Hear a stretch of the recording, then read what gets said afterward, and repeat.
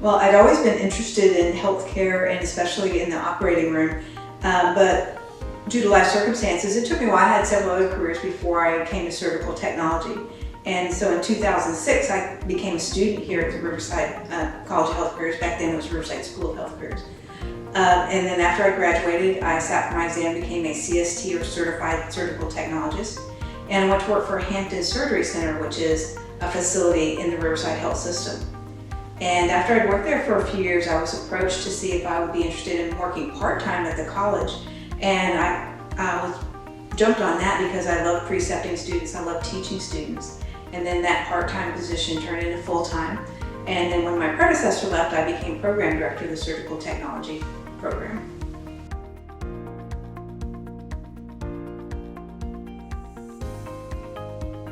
A lot of people don't know anything about surgical technology. They look at shows like Grey's Anatomy or other shows, TV shows that show the operating room, and everybody there is either a doctor or a nurse, but that's not really true. There's a wide range of allied health professions, and surgical technology is one of those that works in the operating room. So, and we perform a very vital function. We set up and maintain the sterile field, and you want things to be sterile in surgery so that the patient doesn't get an infection. And we also work very closely with the doctors.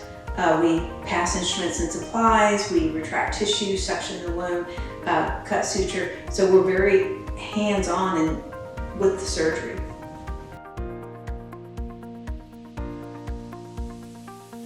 Well, there's a couple of reasons I think that Riverside College of Health Careers is a great choice for somebody that wants to become a surgical technologist or any other allied health or nursing profession.